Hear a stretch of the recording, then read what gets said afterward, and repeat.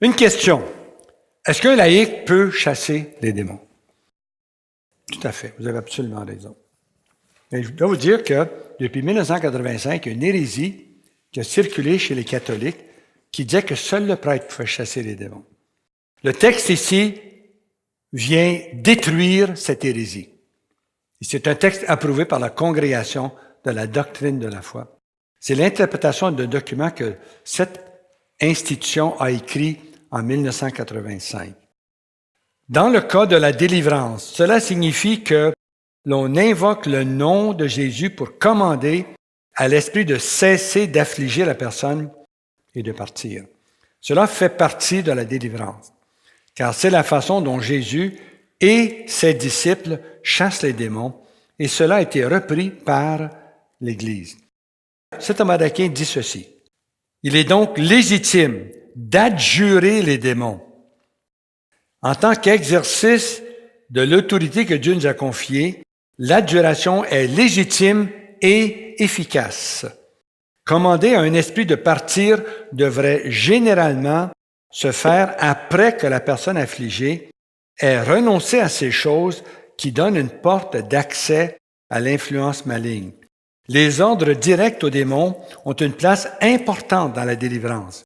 Grâce à la foi et au baptême en Christ, les démons sont sujets à notre autorité. Saint Alphonse de Ligorie remarque que ces exorcismes privés ne sont pas réservés aux prêtres et évêques et ne requièrent pas d'autorisation particulière, mais sont permis à tous. Quelques moralistes soulignent qu'il faut y avoir recours fréquemment. Ils sont recommandés à tous les confesseurs ainsi qu'à chacun des fidèles pour sa propre vie spirituelle. L'actuel code de droit canonique donne des indications seulement pour l'exorcisme sur les possédés. Le code stipule que tout exorcisme doit être pratiqué par un prêtre, avec l'autorisation explicite et spéciale de l'évêque.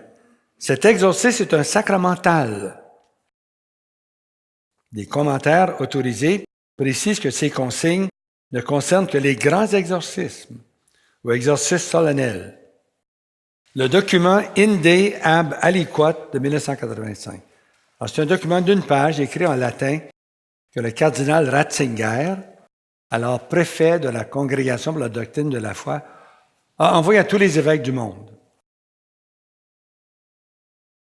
Le document souligne 3 points qui sont exposés dans mon texte.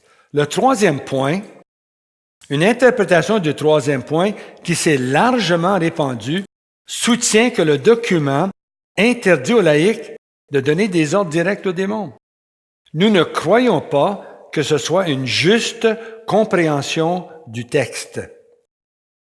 Inde ab aliquot interdit à quiconque, laïc ou prêtre, qui n'a pas reçu la permission de pratiquer des exorcismes publics de la part de l'évêque, lui interdit de dialoguer avec les démons, de leur demander leur aide, et particulièrement de leur demander leur identité. On n'a pas à questionner les démons.